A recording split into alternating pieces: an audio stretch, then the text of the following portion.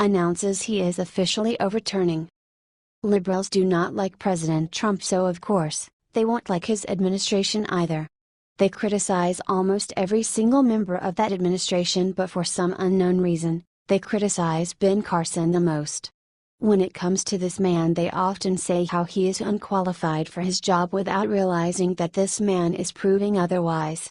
He is indeed qualified and does the job very well. This country's best brain surgeon is best in his government-given job. Only a few months ago he was the one who helped uncover $500 billion worth of clerical errors in the HUD budget. Should I say that these errors were ignored by the Obama administration, or you already know? This week the man stroked again, according to Young Cons. His department is trying to reverse the Obama administration's policy and return to a competitive bidding process to award Section 8 housing, according to a well-placed source in the department. This move will twist around the Obama-era-style methodology of using a grant-style process that was rebuked by administrators and ultimately the U.S. Supreme Court.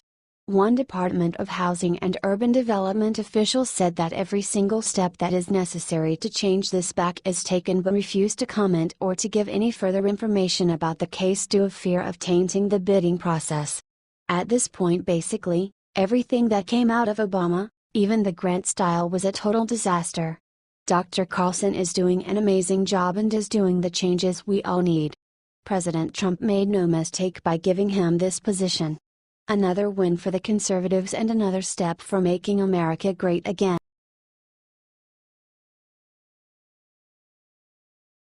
President Trump makes historic deal Obama never could close and entire world's cheering.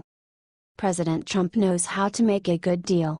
He's been doing it his whole life in his private business, and he vowed he would bring that deal-making acumen to the White House and put it to work for the American people. And after years of failed leadership and terrible deals, America embraced Trump and shocked the world by electing him. Advertisement, and despite the media's attempts to say otherwise, we are glad we did and are happy with the way things are going. Especially when it comes to China and North Korea. Because Trump just got China to do something that Obama never could get done. And the whole world is breathing a big sigh of relief. According to Reuters, China will finally join and what's more, strongly enforce some gut-wrenching sanctions against North Korea. At a huge cost to China. They will pay a massive price related to the new UN sanctions against North Korea because the two countries have close economic ties. But they will go along with the sanctions because Trump is making it happen. He used every negotiating trick in the book and some he made up on the spot to get it done, and in the process shamed Obama and his utter incompetence. Speaking at a regional security forum in Manila on Monday, Chinese Foreign Minister Wang Yi said, owing to China's traditional economic ties with North Korea, it will mainly be China paying the price for implementing the resolution. But in order to protect the international non-proliferation system and regional peace and stability, China will, as before, fully and strictly properly implement the entire contents of the relevant resolution. Trump said about the historic deal.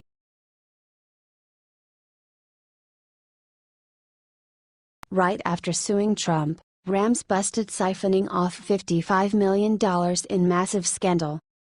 President Trump knows that Rahm Emanuel is a liar. He is the mayor of Chicago and is one of the most corrupt individuals in politics. He is one in a long line of corrupt Chicago mayors. The lawsuit that Rahm Emanuel brought against the Dodge is clearly a fake. His fake lawsuit against the Dodge's promise to pull funding from sanctuary cities is a distraction from the $55 million scandal in Chicago that hit airwaves last week. Advertisement: the aldermen of Chicago and city officials have called out Emanuel of redirecting $55 million into funds that were designated to aid the poor, and mostly black portion of Chicago's South Side. He instead rerouted the tax funds and no one noticed because it wasn't disclosed on the tax bills. What happens in Chicago, stays in Chicago.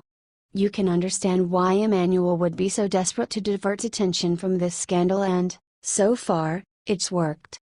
By Sunday, Emanuel had announced his $3 million federal lawsuit, claiming the Trump administration was blackmailing the city of Chicago, and the national news outlets ate it up. Rahm versus Trump. Unsurprisingly, that the mainstream media is refusing to cover the debacle in Chicago.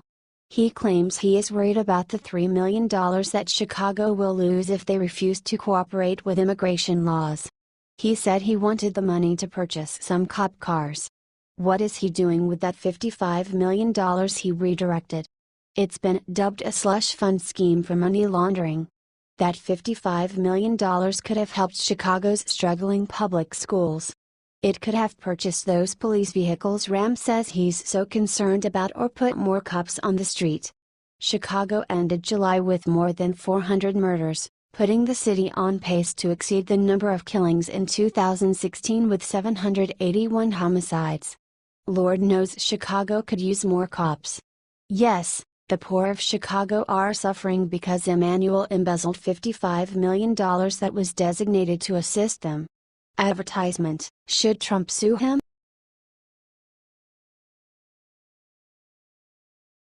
Claims against Eric Bolling fizzle out after Michelle Fields reveals explosive new info. There is a possibility that this whole scenario with Eric Bolling is nothing but another witch hunt. According to multiple different stories around him by women on Fox News, this thing is turning into something that we all experienced with Trump and Russia. Fake scenarios in order to take one man down. Different stories like this without evidence proving otherwise says that this thing is based on lies and malicious intent.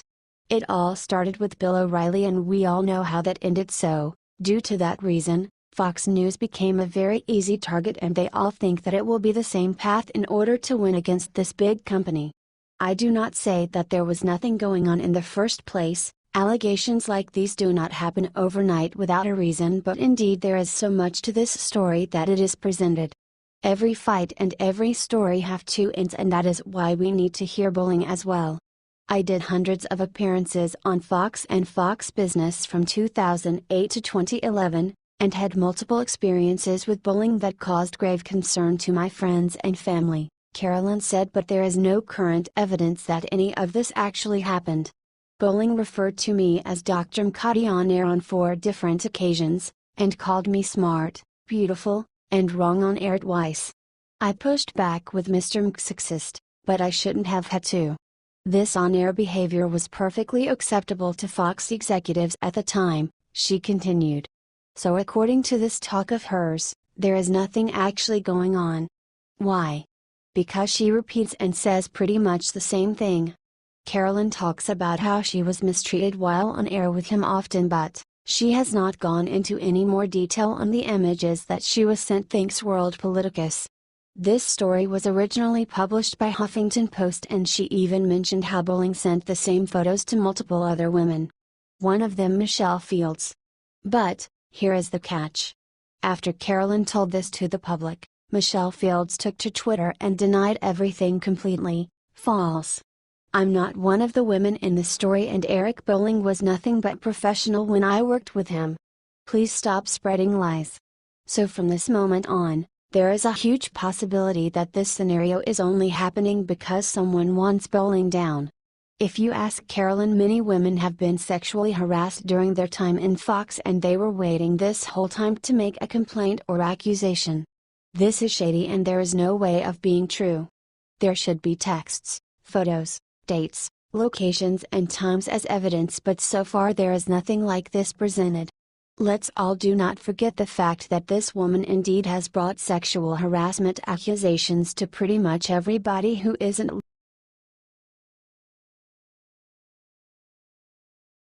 Trump give billions back to American taxpayers that Obama wasted. Here's where he found it.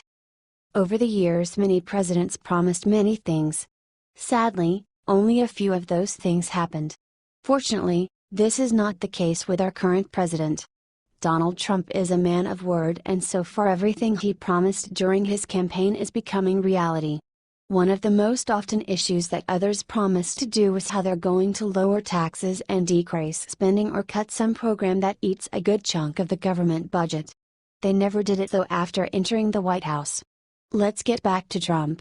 He is in charge for almost 8 months, and in these past months he did, in fact, more than any other president ever.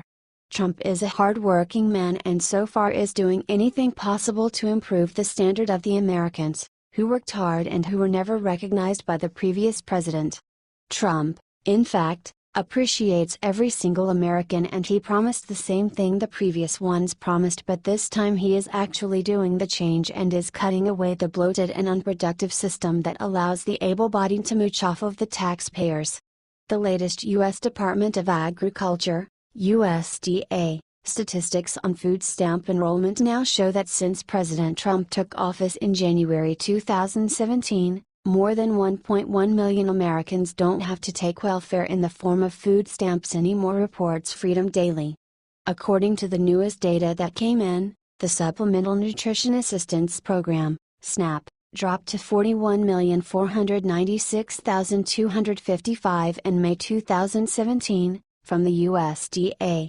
This number is down from 42,691,363 in January 2017 when Trump took office. In the first months, while being president, he actually made SNAP enrollment decreased by 2.79%. Food stamp participation in 2017 has fallen to its lowest level since 2010. According to some, this is continuing in a big way. So, in short words, the current administration is repairing every single mistake and damage done to the welfare system by the previous administration. Trump, in fact, proposed to cut SNAP in his 2018 budget and informed us that he is going to expand all the work requirements for able-bodied adults receiving food stamps. Also, his cut on illegal immigration canceled their food stamps because they will be deported and they do not deserve a place in here. When it comes to Obama, his numbers are totally different than Trump's. For example, during his presidency, the number of food stamp recipients was reached by 10.7 million people, with additional 32% increase since he took office. Nearly 33,490,000 people received food stamp benefits when Obama began, and during the 8 years that number increased to 44,219,123. Which showed an increase of about 10,729,000 people. Freedom Daily also reported that federal lawmakers are also working on legislation that would seek to expand food stamp work requirements and put time limits on how long those enrolled in the food stamp program can receive benefits. Democrats lie, but numbers do not lie. From now on, the tax dollars are going to be given to those who really are willing to work and not to those who are unwilling. Over 1 million U.S. residents taken off of welfare is a great way of improving this country so far.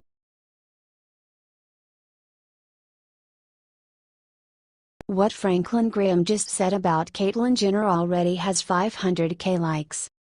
It is sad how some people in this country are willing to do anything for fame and money. They lose their morals down in order to receive the spotlight and to represent some kind of improper icon for even more improper movement. Will we ever get our country back?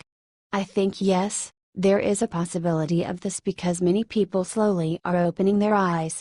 A few weeks ago people lost their minds after Trump took to Twitter to announce his decision about banning transgendered people from the military. Moments later many people blamed him, and one of them is Caitlyn Jenner, formerly known as Bruce Jenner. She and everyone else who bash on Trump did not understand the point of being a military person and what in fact that role represents. She can do whatever she wants with her body, but she should not put her nose on topics like these. Remember that even she got an SPY award? Well, yes, she did, and Franklin Graham connected many dots and shared his opinion on Facebook regarding this matter, reports Clash Daily. He wrote, Caitlyn Jenner is being honored with the ESPN SPY Award for courage? I find this hard to swallow after spending time with wounded military veterans and their spouses with Operation Healer Patriots. They are true heroes and their lives define courage. Some have had 30 or 40 surgeries, not to change their gender, but to try to put their bodies back together after defending our country. And to recognize the very confused Caitlyn Jenner as a hero before the entire world? Give me a break. If you want an example of real courage, it's when Jesus Christ willingly allowed himself to become your sin and died in your place on the cross, the righteous one for the unrighteous. What an extraordinary comment by Reverend Graham.